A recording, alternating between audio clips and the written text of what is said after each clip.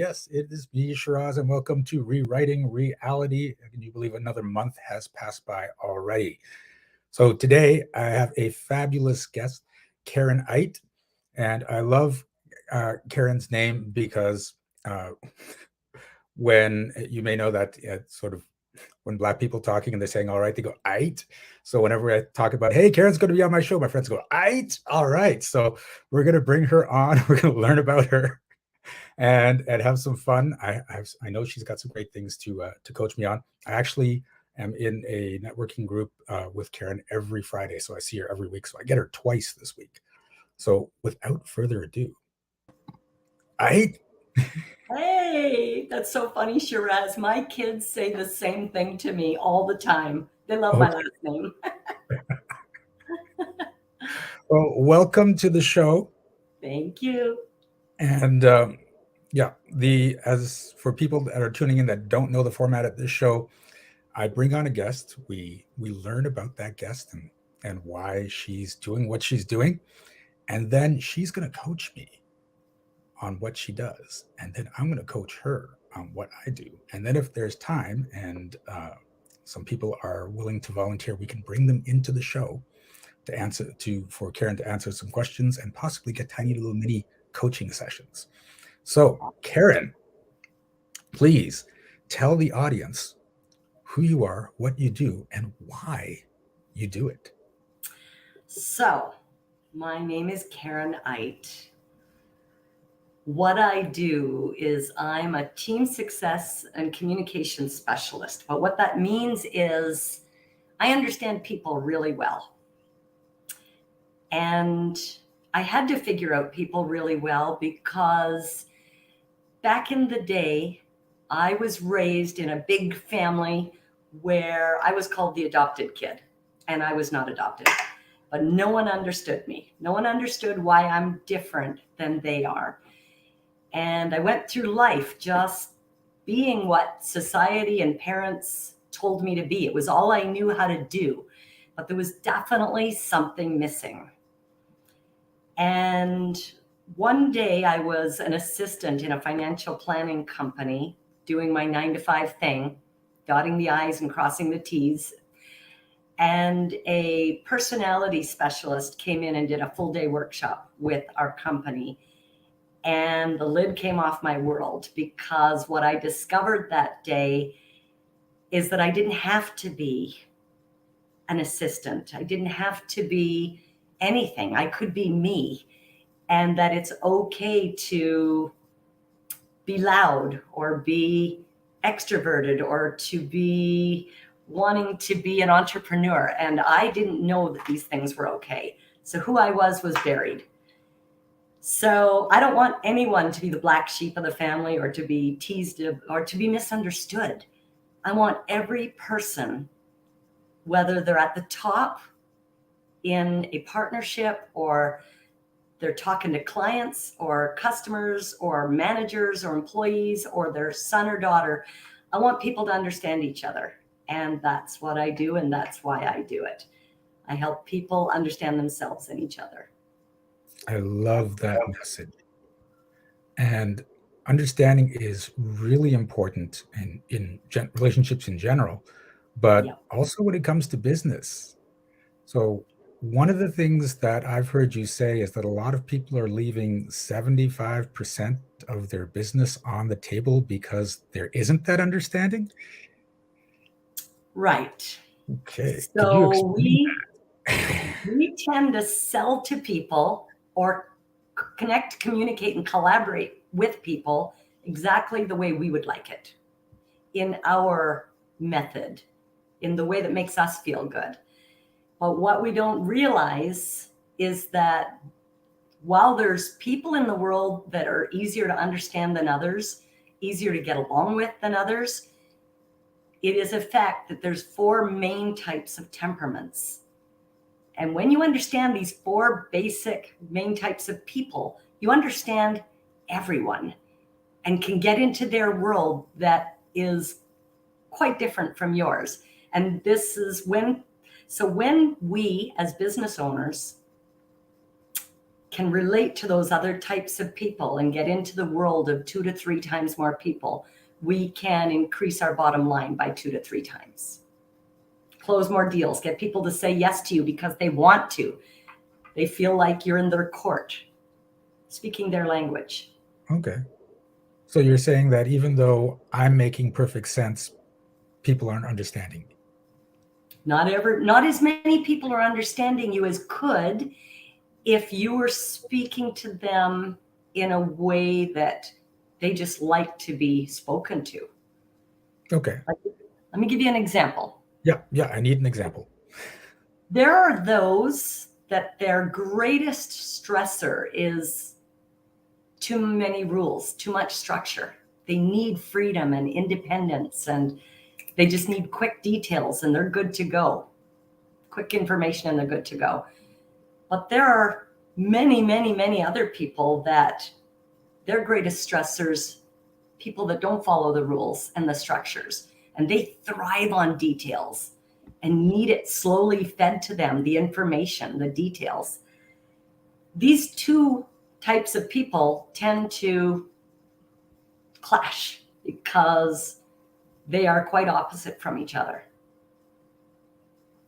And they will quickly not understand each other and want to work together because one is showing up with a very free way of being and maybe sliding into an appointment a few minutes late and giving the information very quickly and off the cuff, whereas the other person needs, in order to trust you and feel like you get them, they need you to be on time. They need you to be prepared.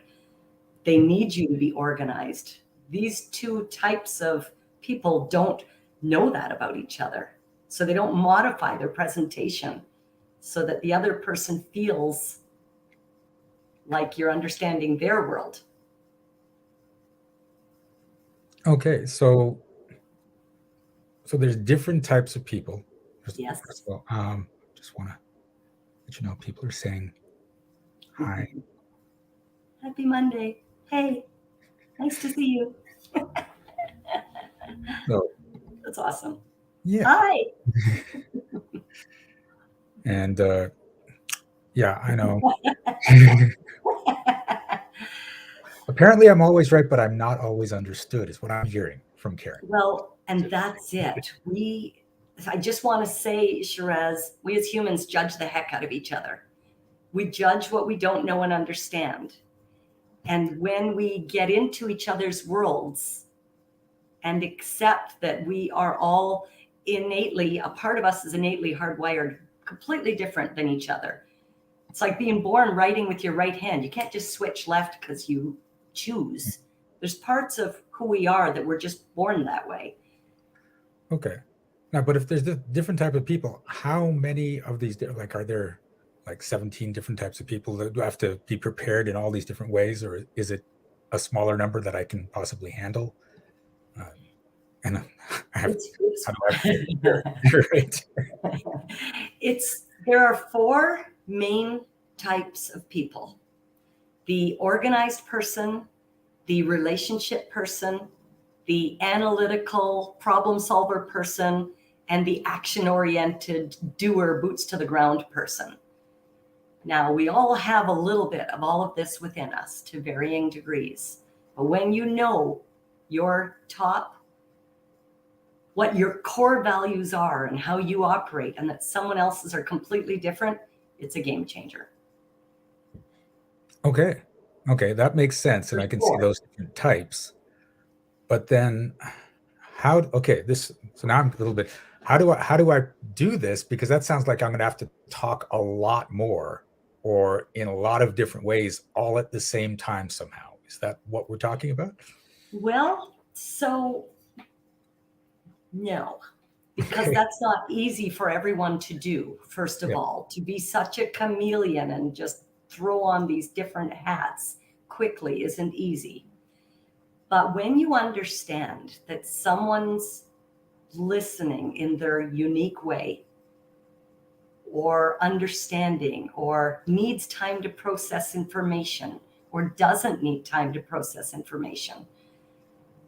When you understand that some people need eye contact or to know that you care about their family, other people just need to, like, let's just do this quickly.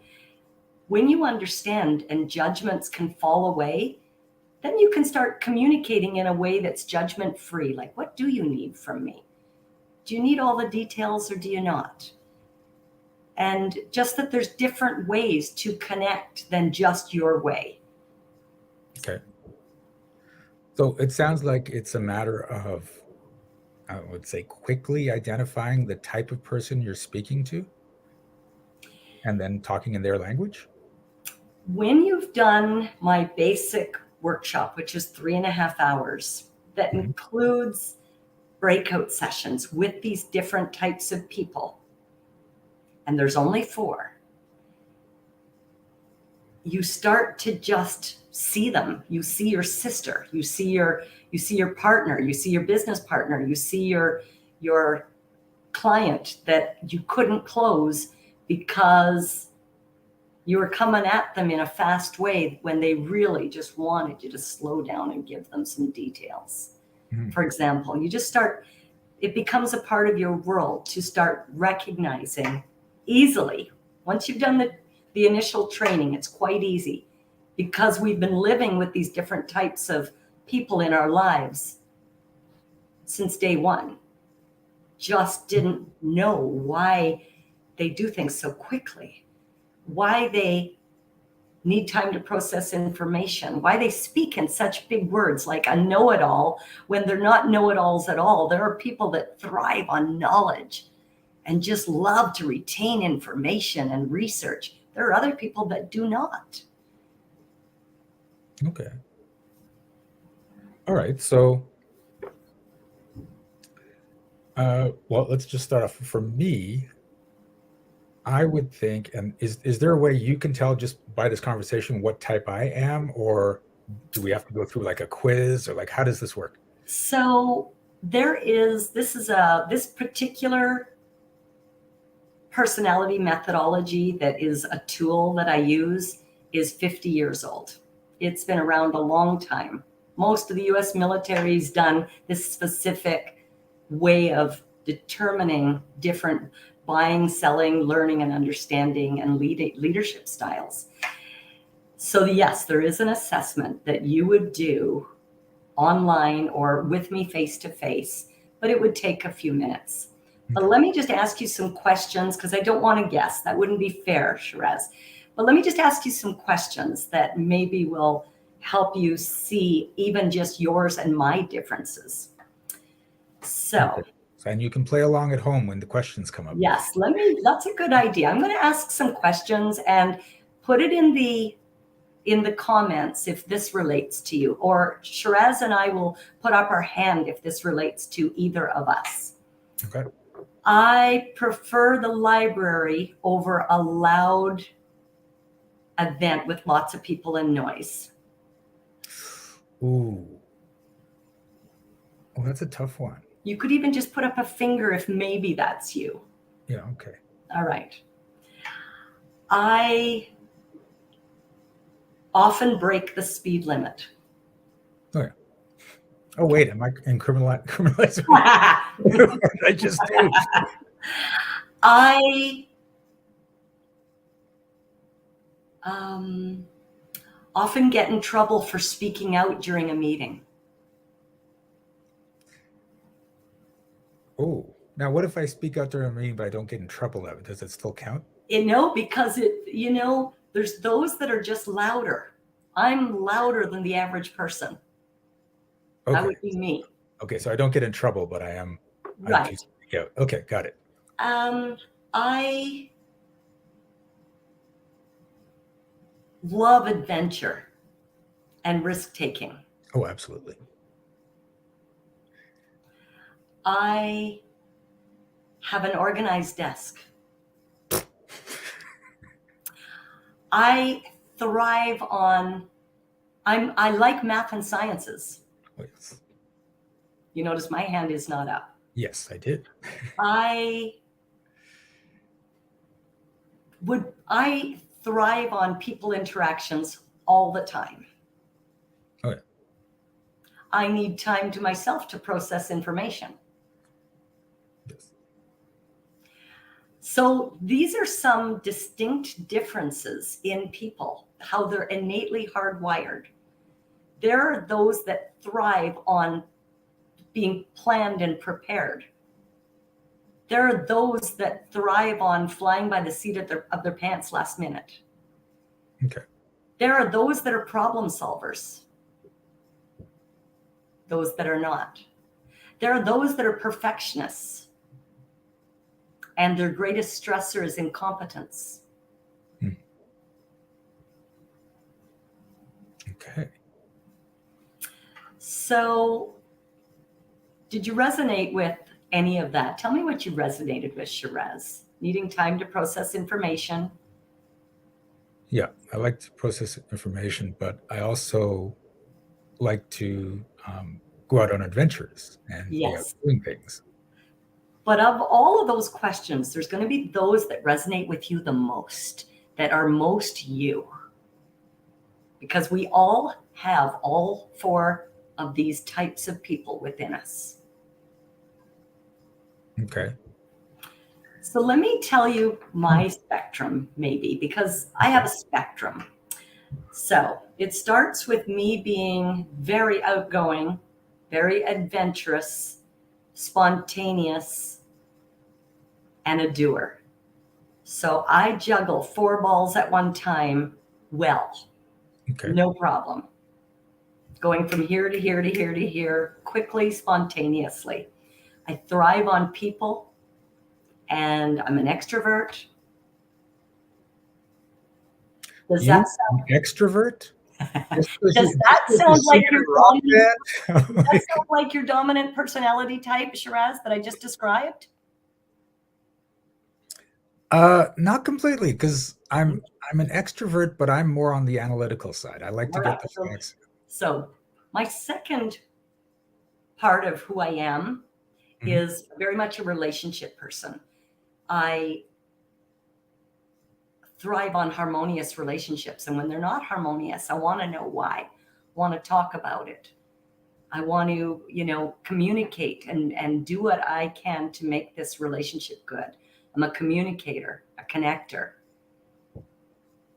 Okay. All right. Let me go to my third part of me. How much did that sound like you, Shiraz? Not as much. Okay. All right. The third part of who I am is the organized, planned part of me, but it's third. So I have to work the muscle of this side of me to be organized, to be on time, to be planned and prepared. How much is that you? Not much. All right. Okay. Let me tell you what my palest part of me is that I have to work the hardest at. It's my analytical, brain side, the idea part of me, the analytical idea, problem solving, thinking into the future and being able to see what something's going to look like down the road, and being good at math and science and needing some time to process information and loving to research. How much does that resonate with you? Oh, I love that. All right. I thought so. That would have been my guess. So let's say you're in let me just say the opposite of this analytical problem solver, needing time to process information person that doesn't necessarily express their feelings outwardly so easily, or seeing even a need to do so. There are those people that thrive on outward expressions of how they feel, and all their decisions are made from their heart. Whereas the analytical person tends to make decisions more from here. So these two types of people can get into challenges with each other when one wants to express feelings on the outside and the other isn't into that so much, or doesn't see the need for it. Yeah. I already told you I loved you. I'll let you know if that changes. Yeah. Right? Where there's those that want to express it every day and talk about it and communicate and make, and they don't tend to understand each other that well. These two types of people, the one that expresses easily their emotions and the one that doesn't see a need for it. That's just an example. No, that's actually a really powerful example, because I've seen that situation before where it's just like, and sometimes, like, because I am the analytical one, I've actually said that. I've told you I've loved you. Like, how many times do you need to hear it? I know you have. And this is the cool part about this work is there's a whole population of people that are exactly like you.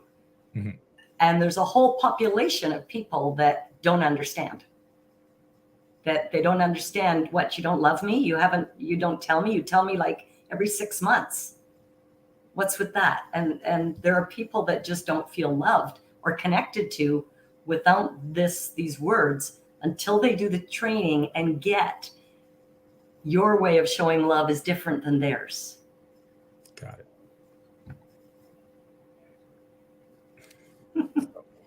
Oh yeah. Oh yeah. Oh yeah. There's so much judgment and misunderstanding going on, and that's at home, that's with your kids, because I've worked with families who are very outgoing. They thrive on freedom and independence and fun, and they've got one child that doesn't want to play, wants to spend time reading and learning and thirsting up all this knowledge and loves to be alone, and they get made wrong. Why are you doing that? And then they become someone like me that didn't find out until I was in my 40s who I truly was. I didn't become a rock singer till I was 50. I didn't, I just started expressing who I really am and being me, traveling the world in my 40s and 50s, because I didn't know, being an entrepreneur, I just didn't know it was okay to be me. I was told the opposite my whole life. I was called the adopted child, the black sheep. So Okay. I didn't realize you only started the rock when you were 50. I assumed you had been doing it your whole life. no, but it's truly who I am. Okay. I was born to be on that stage. All right. So for someone like me just starting out, like, okay, so I think like the obvious answer is to learn this, go to the workshop, spend the 3.5 hours learning this thing. But what kind of tips can you give me to get me started on really being able to see that person in front of me rather than just expect them to understand what I'm saying?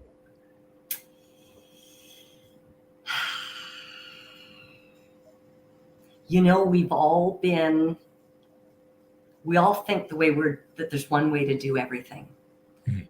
We don't know that there's 3 other completely opposite ways to do things, to listen, to understand, to conceptualize, analyze, learn. Just have a really open mind to someone it almost looks like they're behaving badly. It looks like they're trying to annoy you because they're doing things the way that you even feel is wrong, and it's not wrong. Those that are loud, those that are quiet. And that's what I show in the workshops and through the workshops have a lot of people in them for a reason, so that you don't take my word for it. You see that there are different personalities out there. So I think just having an open mind, asking people what makes them tick. Do rules make you tick, or do the lack of rules make you tick? Do you need me to give you details or not? Ask questions. Be curious. Okay. Have an open mind. And of these 4 types, is it equally distributed, or is there more of one particular type? Yes, there is one of a more particular type, and that is, if you can imagine the military, very structured. Rules and regulations, the school system, very structured. Mhm. I am the opposite of all of that. Okay. So my dad was military. My ex was military. And, I was raised in this environment, and a lot of the world is very needs rules and structure. And there are those that are on the outside of that, completely misunderstood. So the dominant part of our population is more managerial types, organized types. Yes. Oh, all right. Right. The spiritual types, the really highly intelligent people that have put us on the moon and have invented great things, they are often misunderstood. The outgoing performers are often misunderstood. Okay. I could see that would bring a stability to society, but it's not the way I would I would have hoped that the outgoing people were more. Uh, uh, my tongue is now screwing up. Proliferate. I know the word I'm trying to say.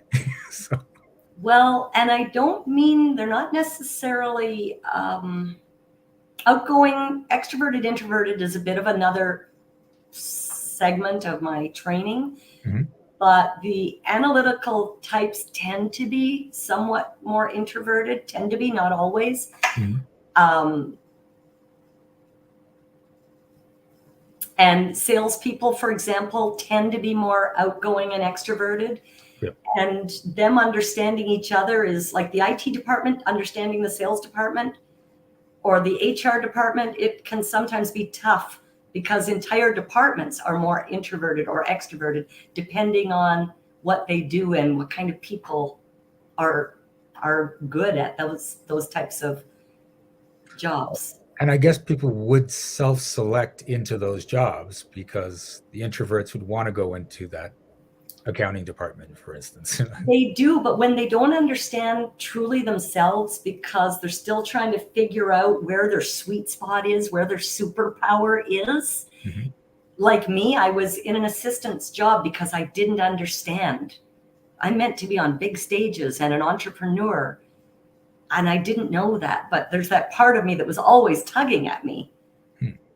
So that's a part of what I do is hiring consultancy, is helping businesses select the right person for the right position. Very interesting and successfully. Okay. You have a kindred spirit with Jessica here. Dad and Yes, spirit. thank you. Thank you for understanding. And there are so many people that come to me in tears saying, I had no idea I could be that person that I always felt was inside of me. Okay. And Jessica has a question. Can there be differences between work and home? My husband, for example, is in sales and is completely extroverted there, but at home, even with his friends, he's more introverted. Sure, because we do have all four of these types within us to varying degrees. And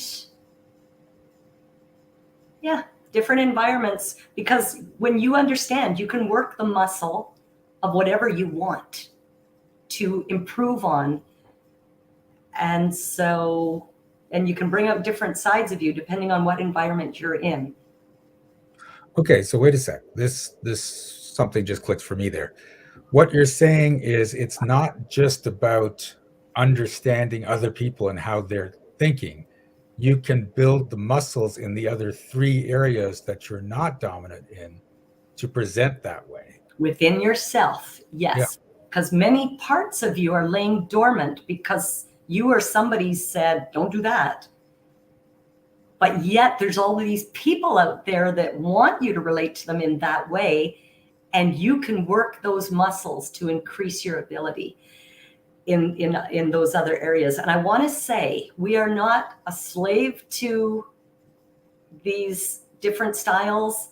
There's no pigeonholing here. It's really just knowledge and understanding so that you can work with what you've got and be who you want to be. Okay. Okay. So, no, that's because I mean I've known you for a while and I've known what you do, but I've always looked at it as being able to relate and understand other people, not actually be creating a shift in me to bring out those other sides. Oh, That's yes. that's huge. So I was raised to be following the rules, dotting my I's, crossing my T's, quiet, be quiet, don't say anything, don't feel anything. Because I come from a family of people that don't relate to their heart very much, actually. So that side of me, they still don't really get. And so even to work the muscle to be myself took practice and time because it was so deeply buried.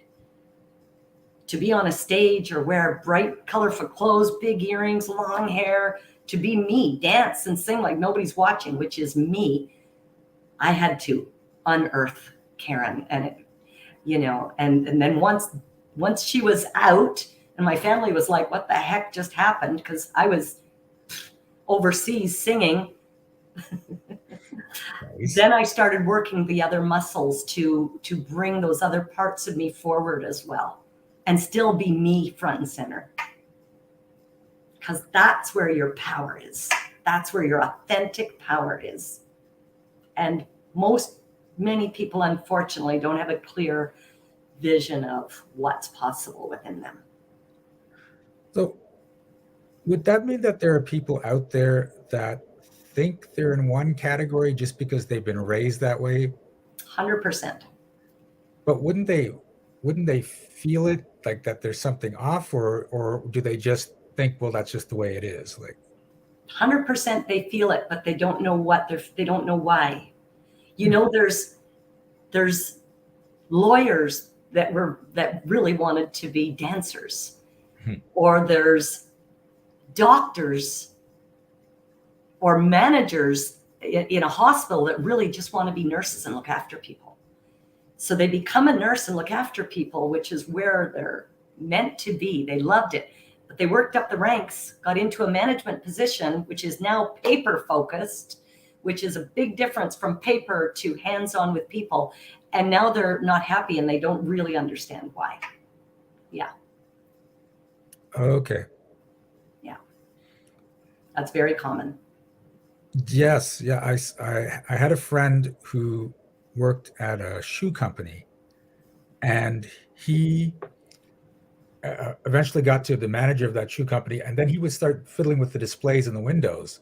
And the displays started bringing so many people into the store that he got put in the marketing department, got in charge of all the marketing. But then he got to the management of the marketing where he wasn't actually doing the creative stuff anymore, and he Right. just became miserable. Right. Exactly. Exactly. So when you know your spectrum of where the four fit within you, the lights go on because you can see where you're dominant and you can see why you've gotten pulled around to these other parts, but they just don't make you nearly as happy as doing something that truly speaks to your dominant personality type, because that's what we do the best. So, for example, the organized manager type people that dot I's and cross T's, they are the hardest working people of anyone. And they love the 9 to 5, getting things done, checking things off their checklist. If you want to hire somebody to do that work, you don't want to hire Karen who really wants to be on a stage, but just thinks that's what she's good at. You want to hire somebody that's truly good at that because they're the backbone of your organization. And they love being in that position versus wanting to be somewhere else. Okay. And I guess it's lucky for people like us that there are people that like that, that Yes. actually want to do that. Yes, that's right. Otherwise, how would we meet our deadlines and get our taxes paid on time if there weren't people to help us do that? And we can stop making ourselves wrong if we're not good at that, because you can't be good at everything. It takes practice. And this is the thing, that's what I find a lot of people, especially new to business, is they figure they've got to be good at everything in their business or they're failing. Yes. And it's actually the opposite, right? They're failing because they're trying to be good at everything instead of really owning what they're really good at. And just the awareness gives them so much more power and options. Oh, okay. So then there's this other part is what if I guess if you've built up that skill so that you're good at organizing, but you're still the adventure outgoing person, do you just stop the organizing still because that's not who you are? Like, So the organizer type person likes work and likes to get things done and check things off their checklist. The outgoing adventurer person needs fun, thrives on fun and adventure, and that never goes away. Who your dominant personality is never goes away. Just because you've worked the muscle to be better and be good at something or sell to people that are the organized type people. Because if you arrive at a sales appointment with a messy car, like a realtor, which I was a realtor for many years with my own sales team, that organized, planned person sees the disconnect because they keep they like the organization in their life and they want to hire somebody that's like them, and you can work that. So I've worked that part of me so that my car is clean, I am on time, I am organized and prepared, but who Karen really is still is up there. I just learned to manage it, that's all, so that I can have it all. okay. So Jessica was talking about being good at everything. That's what we're taught. You have to get good grades across the board. We're not really taught it's okay to not be good at something, then focus the energy elsewhere. Yeah, and that's true. Like, if I was amazing at math but sucked at history as a student, I'm not a great student. Right. And there are a lot of things I'm good at, and math is it's just not my sweet spot. But it's so much fun. It's not. Right? So there are those that are very much more people and those that are much more task people. But we all have a bit of it all within us. So the people, okay, you go. And the task oriented or the people that like to process and spend some time on their own, that's good too. Like, it's all right. There's no wrong to any of it. And we can all coexist when we drop the judgments and the misunderstandings and just accept that it's just easy for somebody to say, I love you every day, I love you. And other people, it's just not easy. But their heart, Shiraz, I know how big your heart is. Analytical people are the people whisperers. They've got these huge hearts within them. They just don't see any reason to be telling you this every day. And I love to come into romantic relationships or business relationships and make all of this clear. Because it becomes clear and the judgments just melt away so fast. Okay. So apparently Jessica had two skills, music and move her desk because she's talking. Yeah, I get it. Jessica talks a lot? No. Way to go, Jessica. Right? All right. So, okay. So this has been eye-opening.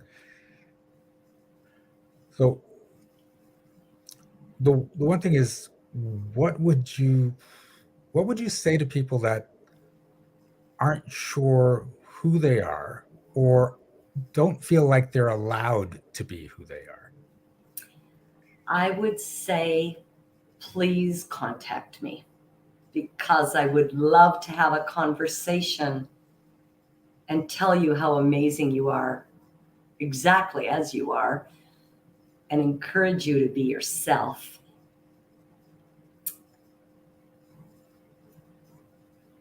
And that's truly where your power lies. and happiness. It's all about happiness. Yes, it is. It's all about happiness. And happiness comes, I've worked hard to be where I am today, scratching and crawling along the floor to touch you. There's a song with those lyrics, excuse me. Scratching and crawling my way to me. And I still have family members that don't get it. And that's got to be okay, because my happiness needs to come first. When you put your own oxygen on first, that's when you can be your best for everyone else. And so I just encourage you to find your way there. Okay. However that is. And if someone wanted to be in your workshops, how often are you running those workshops? So I used to do public workshops monthly. I don't have any of those scheduled at the moment, but call me, because we can work something out. We can look at this one-on-one, which I do that a lot, and which includes the assessment. And it's zero judgment. And it's a safe place. So just contact me for whatever you need. Okay. And on that note, what is the best way to contact you? Good question. LinkedIn.com/IN/Karen Aydt.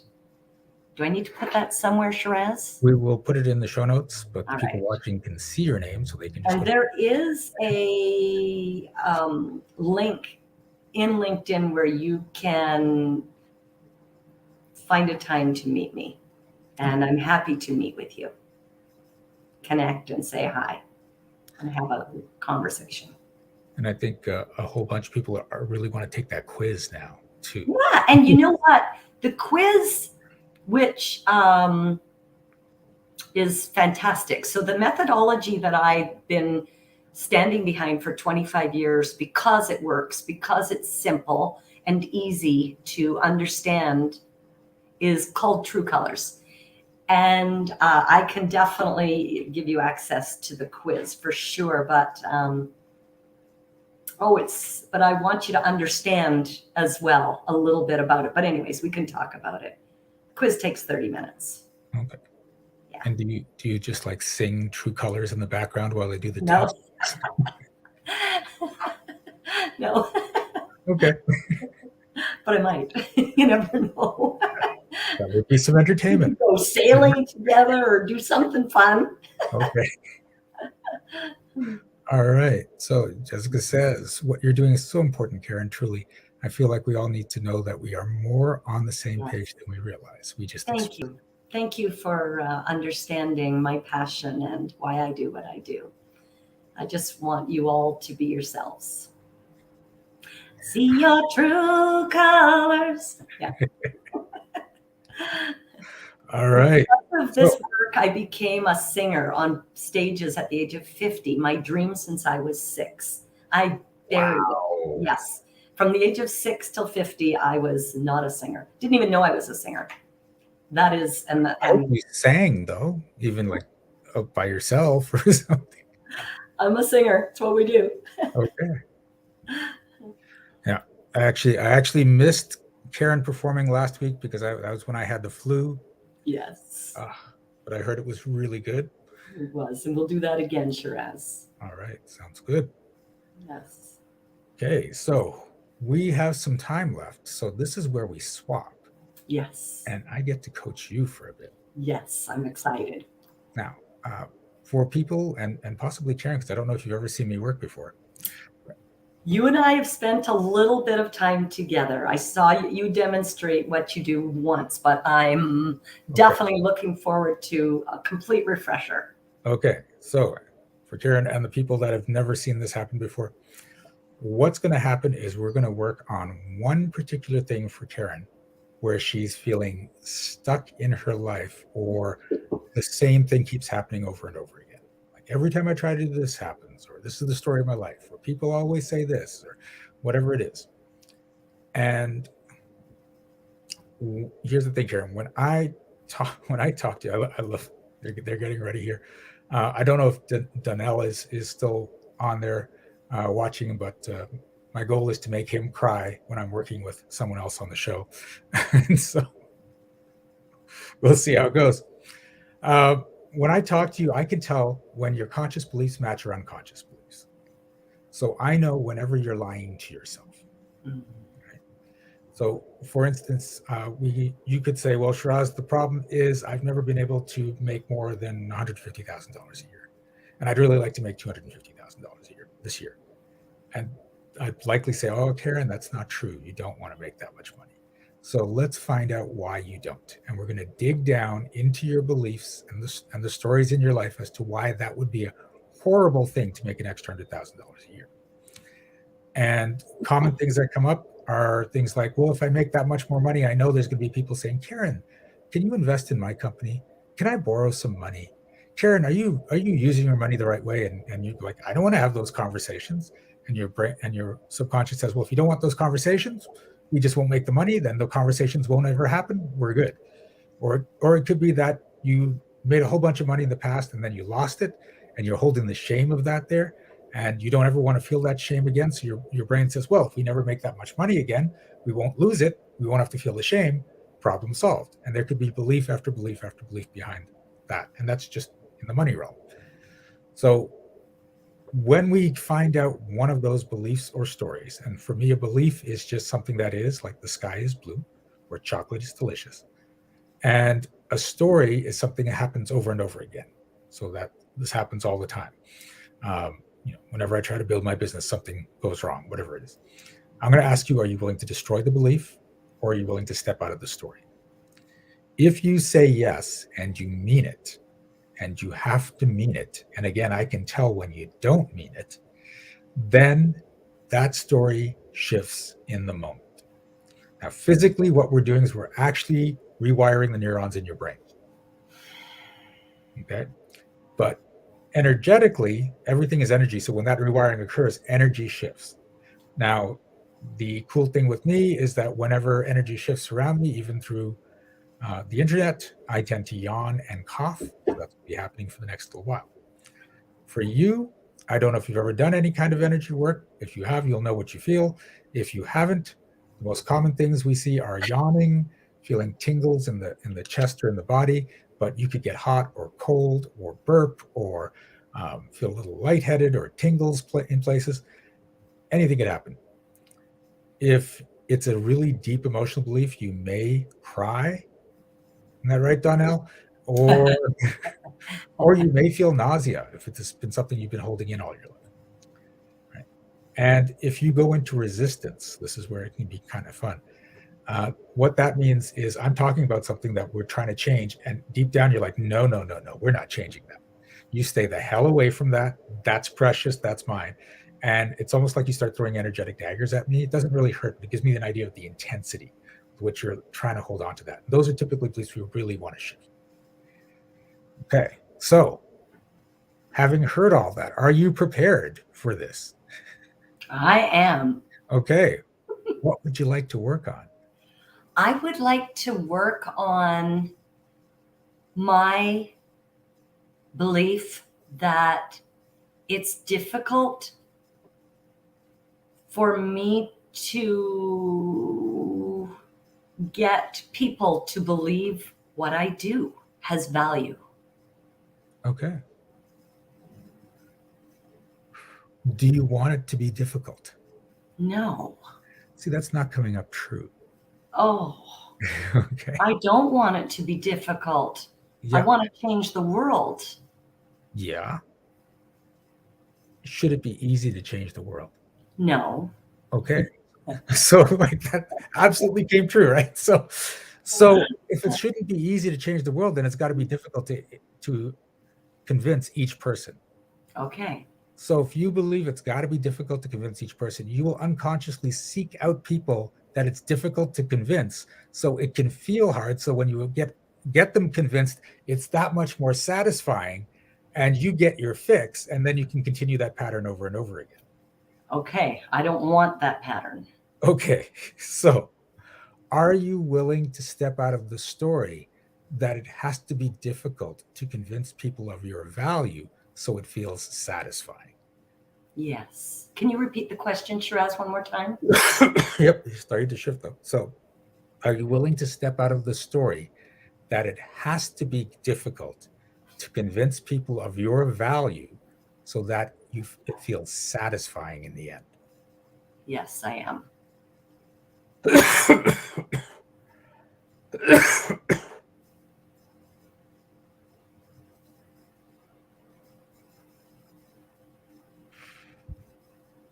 Oh, this one. You're taking one for the team today, Karen. There's a lot of people that are listening that find it hard to convince other people of their value or the value of what they do. And this is actually a not uncommon belief. So if people believe you right away, have they real sorry, let's start this way. If people say they believe you right away, do they really believe you? I guess not. Yeah, so that's coming up true. Are you willing to step out of that story? Ooh. Which story? Not sure I got the question. Okay, so you've created a story that anyone that says that they believe you right away must not actually believe you. Got it. So again, now that brings into two scenarios. Number one is that someone does believe you, you don't think they believe you, and then you're going to ignore even your own training and try to convince them to believe you, even though they're on board. And the other scenario is that you bring in people that aren't going to believe you, but say they are.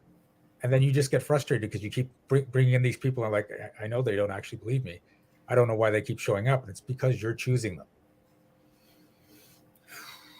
So are you willing to step out of the story that every time someone tells you they believe you, they don't actually believe you? Yes, I am.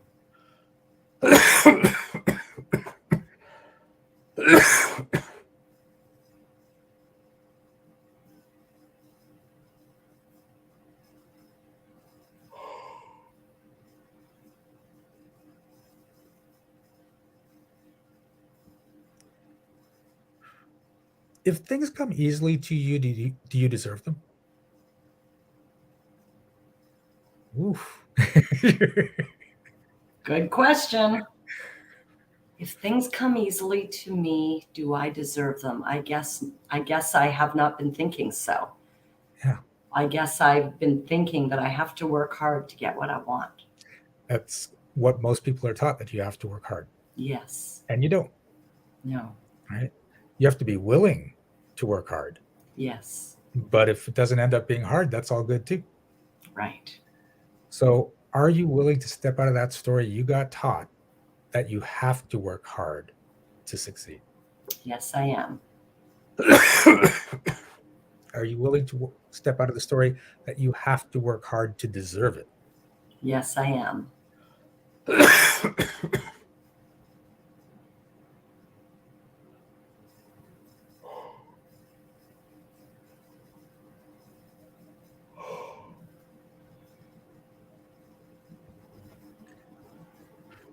And if something comes really easily, is it too good to be true?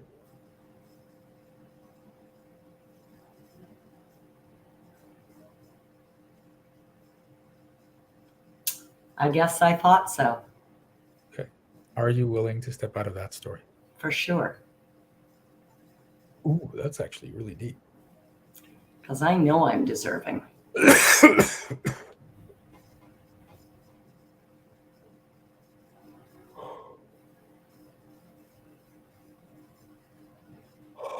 Oh. So here's the thing with knowing you're deserving, is that it's there and you know it's there. But if you've been taught you can only access it through specific channels like working hard, then you're putting all this extra effort into getting what you already know you deserve, just because people have told you these are the rules around getting it. Now, the flip side of it is if you've been raised in that environment, is it okay if things come easily to you while everyone else is struggling to make them happen? I just want to say, I guess I was raised in an environment where I wasn't deserving or Mm-hmm. So is it, I want it to be okay for it to be easy for me. Okay. What if it is? Easy for me? Yeah, if it suddenly became easy for you, That would be heaven on earth. and how would it affect the people around you? Beautifully. See, that's not coming up true. Oh, how would it affect the people around me? Ooh. Well, my siblings would continue to judge me Okay. for being weird or having things they don't have or whatever they do. Okay. Would No, that judgment intensify if everything got easy for you? I guess so. I guess I believe that that's the case. Okay. Do you want to have to deal with that in ooh, intensifying judgment? No, Okay. So I the best don't. way not to deal with that is to make sure things stay hard so that they don't change the way they're already interacting with you. So you have to be willing to deal with that extra judgment if you want to receive everything easily. So if I say that a different way, Mhm. to make sure I understand, then there's nobody looking after me Mhm. because I'm not struggling anymore. There's more judgment, more not fitting in. Yep. And that's what I have to be prepared to deal with in order for things to come easy for me. Yep. So, but you have to look at it this way. There's going to be a transitionary period. When things start to get really easy, people around you are going to get uncomfortable. Some people are going to get upset. It's actually going to be people, though, that are there cheering you on and going, oh my God, this is amazing. But even the people cheering you on are going to feel uncomfortable because you've changed. And the default for most people is when everyone else gets uncomfortable, change it back. So now everyone else is comfortable and you haven't made any progress. Now, when you get through that hump of discomfort, people settle back into, okay, so now we know who she is, and it all settles down again. So the judgment from your siblings may still be there, but it's going to go through this, oh my God, she's got it so easy. But then they'll be like, okay, well, now she just got it easy. The people, the belief, like this is the belief that you just stated, there'll be no support because I'm taking care of yourself. If you believe that you're going to lose all your support, you're not going to progress. And support may drop off because it's not necessary, but that's because you're able to support yourself. But at the same time, all these people that are watching you or inspired by you will be there for support. The support will change in its form. But your story that you just said is you won't have any if you become really successful and it's really easy. So let's start with that. Are you willing to step out of the story that if you become very successful and it's very easy, you will lose all your support? Yes, I'm willing to step out of that story.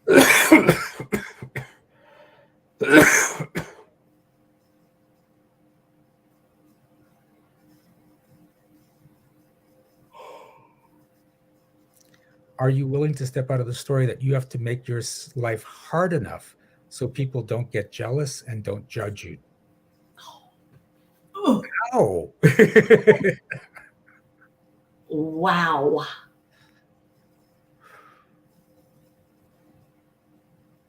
Can you repeat that question, yep. please? Are you willing to step out of the story that you have to make your life hard enough so that people don't get jealous and don't judge Yes, I'm willing to step out of that story. you? Mm.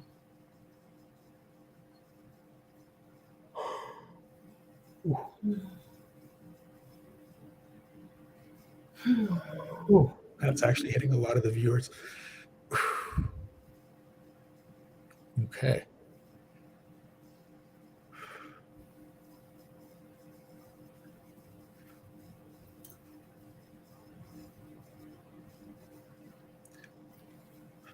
Okay, so last thing that's coming up here. If you become really, really visible, do you have to watch everything you say and do?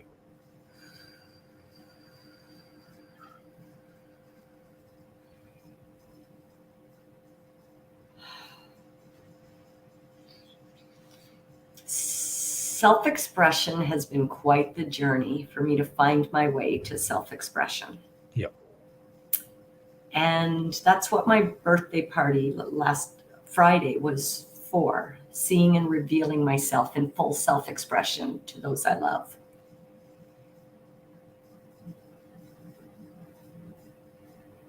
So it's interesting to me that you brought up this question, which I've already forgotten, but up until this point in my life, I've been always very careful about how I'm seen and what I say. Mm-hmm. So what was your question again, Shiraz? If you become really visible, will you have to watch everything you say and everything you do? No. If I become really visible, I'm going to do that by being myself. Okay. You're saying that, but the energy's not there. Okay. Which makes sense to me, to be honest. Okay. That doesn't surprise me. So there's two things here. Are you willing to step out of the story that when you're visible, you are responsible for everyone's response and reaction to your words and actions? Yes. Ow! Yes, I'm willing to step out of that. Ow is right, but amazing. Yes, I'm willing to step out of that.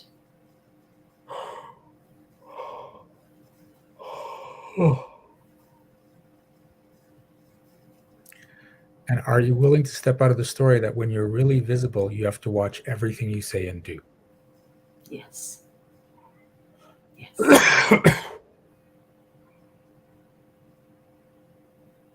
Yes.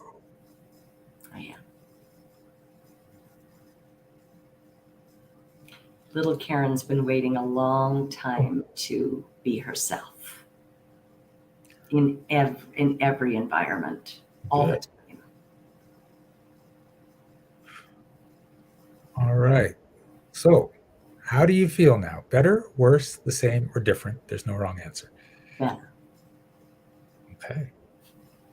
Good. It means more singing and dancing. How can I not feel better about that? And laughing and being me. And there will be those that embrace me and those that don't. Yep. And that's okay. Yep.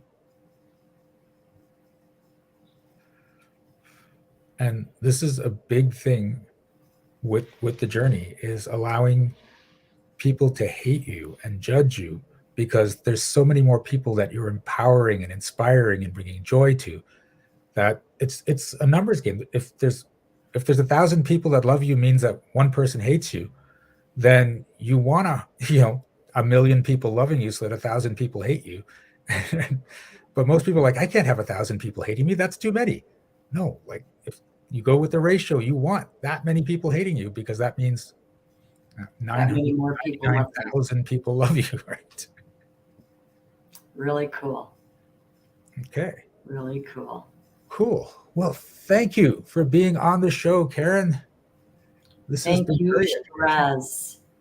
You're welcome. That was in perfect personality of mine. I didn't think about this very much before I jumped in, which is fine, because I'm happy to be an open book with you, for you to demonstrate what you do to your audience. And I, of course, benefited immensely from it. So thank you so much. You're welcome. Well, it's mutual benefit, because they just benefited from everything you just bestowed on them. And I know a bunch of them want to take that test. I know I want to take that test. So just reach out to me on LinkedIn. I specialize in teams and sales teams. That's where I specialize. But my pleasure to work with, talk to, assist, guide, be a resource for any one of you. So I look forward to speaking with you all. And it's important what you said with the teams and sales teams, because I think a lot of people automatically go to like a corporate team or a specific sales team. But if you've just got an organization and you want everyone to communicate better, that's a team. Yeah. Right? Yeah, of course. We're all on teams. We're on teams when we go home. It's all about relationships and connecting, communicating, and collaborating above and beyond so that things work successfully all around. All right. Cool. And of course, you know what I forgot to do? I forgot to bring up what's coming up on the Breakthrough Show this week. Although I know I can start off because it's Project Joy every single morning. And Divine DNA on Wednesdays with the Jacksons. And here we go. Okay, I got it now. Sunday's already passed. Monday, me. Tuesday, Vince Cortez, My Way at 5:05 Central Time. I love that 05. Divine DNA, of course, Wednesday at 6 p.m. Central. Throwback Thursday with Kevin Kiley is happening on Thursday. Imagine that. 5:30 p.m. And, of course, the flagship Breakthrough Show with guest Joseph McGuire from Ireland. It actually says Joseph McGuire for Ireland. He's for Ireland. All right. 12 p.m. Central on Friday.